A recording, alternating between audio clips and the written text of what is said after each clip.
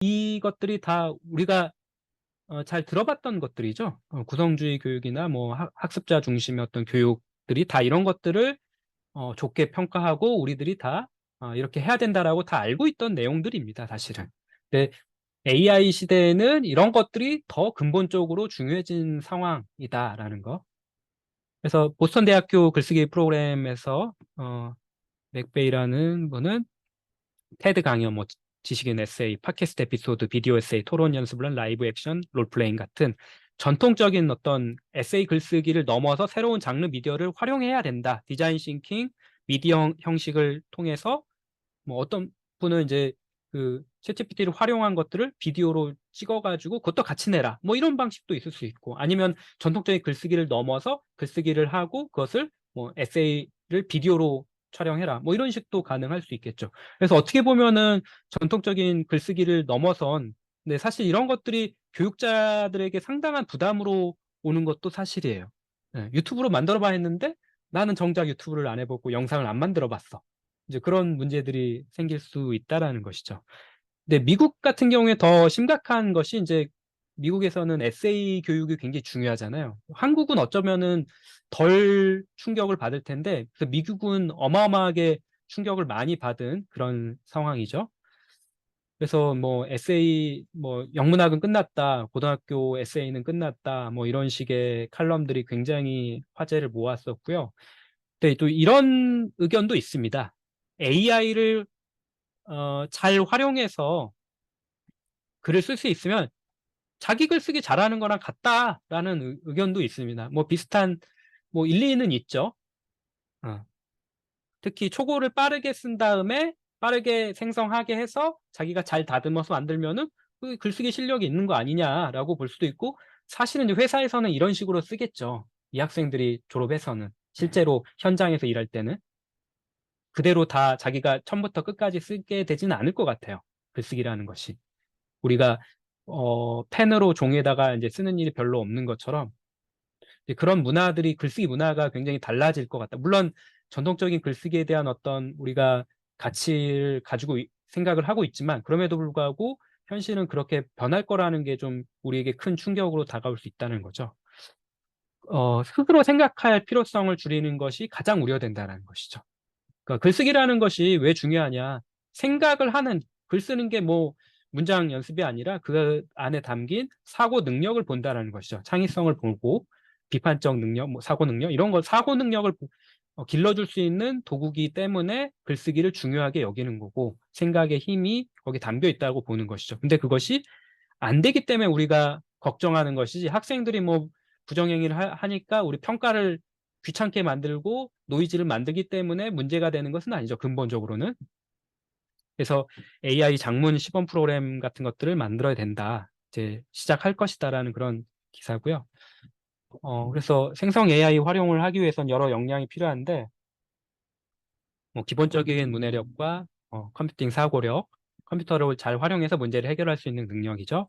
그다음에 자기 전공 지식, 또 체험, 질문 능력, 호기심 이런 것들이 필요할 것 같고요. 비판적 사고, 그리고 그 이상의 어떤 것이 필요할까? 뭐 문화적인 체험, 뭐 예술적 감수성 이런 것들도 상당히 중요할 것 같고요.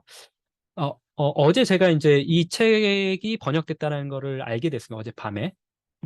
그 리드 오프만이라고 오픈 AI의 초기 투자자이고 GPT-4가 공개되기 전에 이 사람은 이제 아마 특혜를 받았겠죠.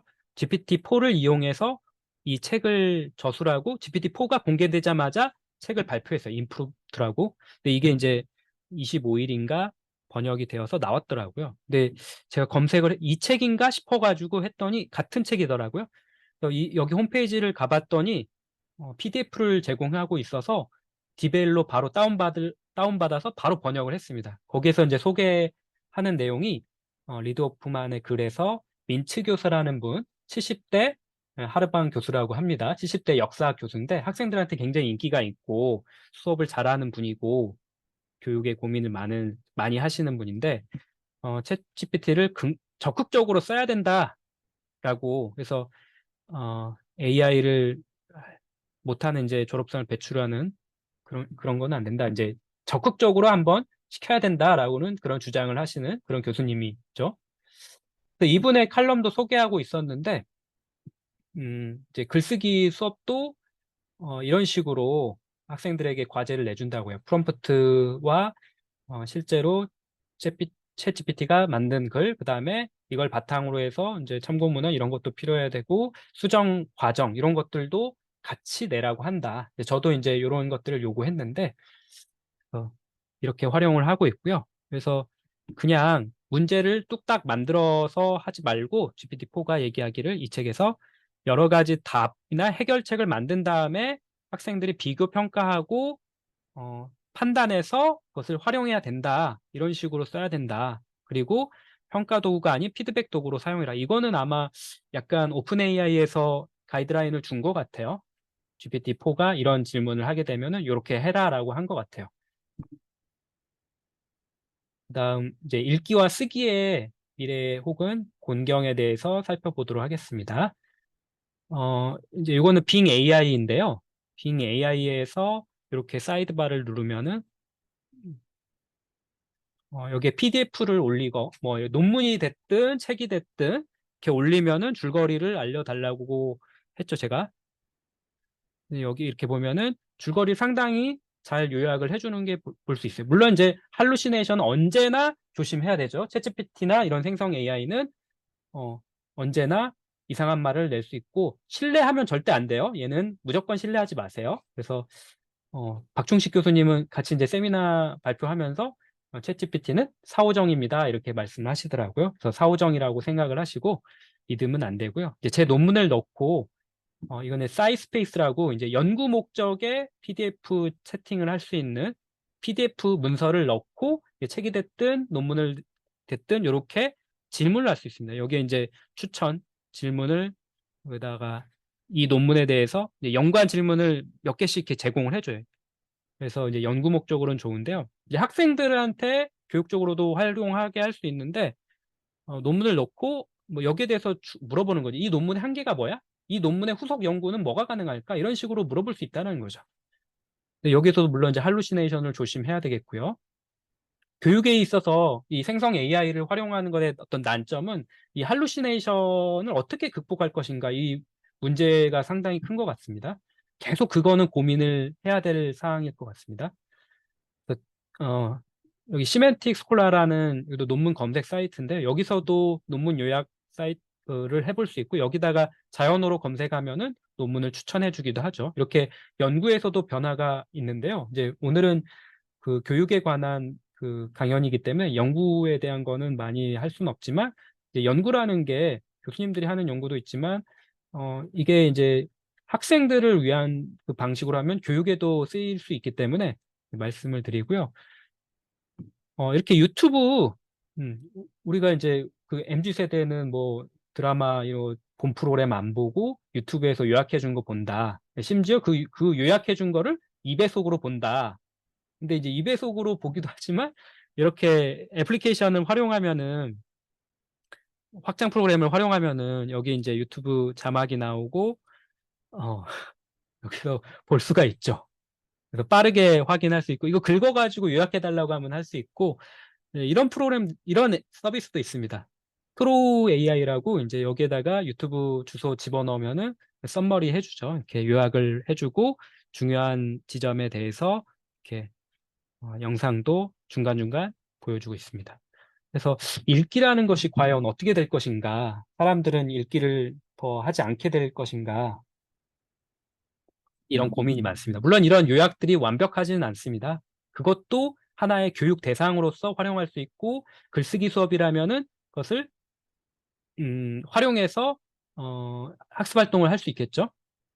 그래서 요약하기라는 것이 뭔가 최근에 이제 TLDR이라는 그런 문화가 굉장히 많고 한국에선 세 줄 요약 너무 길면 안 읽고 스크롤의 압박 뭐 이런 얘기 많이 하죠.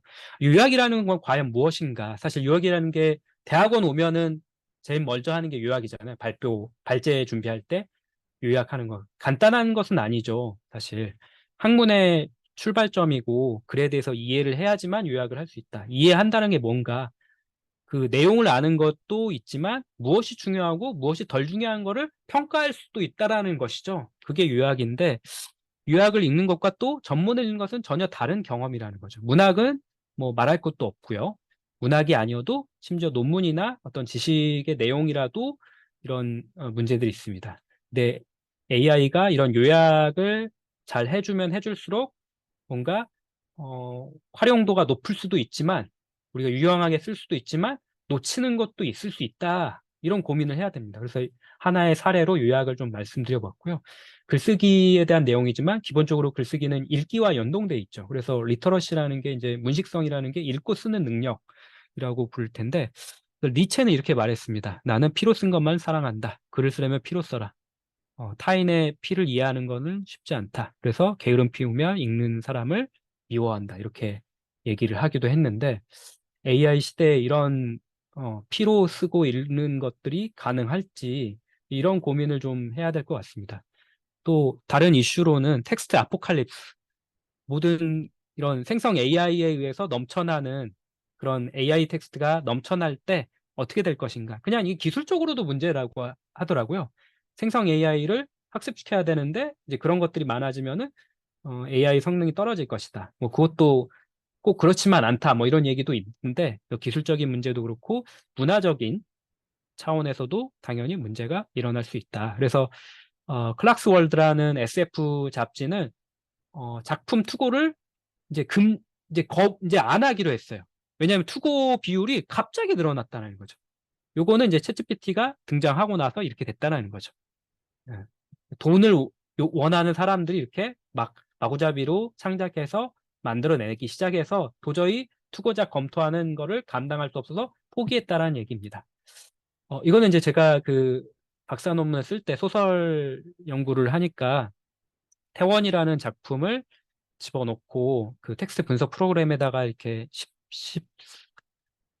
13년쯤 했나요? 이거를 해봤더니 이게 이제 저는 이제 디지털 인문학 하는 사람 더 훨씬 더 그 구체적인 방법론이 있지만 그냥 간단하게 이제 테스트 삼아서 미스 뭐 그녀는 같은 인물인데 이렇게 지칭하는 단어를 넣고 했더니 출연 빈도수가 이렇게 나왔습니다. 그래서 여기서 이 인물과 주인공의 관계가 굉장히 중요한데 이 인물의 등장과 관련해서 해석의 아이디어가 생각났어요. 그래서 이때 몇 줄을 더 써서 좋기도 했지만 한편으로는 이제 이 캔마라는 프로그램이 구글에서 지원을 해서 텍스트 해석에 대한 어떤 패턴들을 교수들이 이제 그 아이디어를 모아가지고 작업하는 것들을 진행을 하더라고요. 그래서 사실 이 해석이라는 작업도 일종의 패턴이잖아요.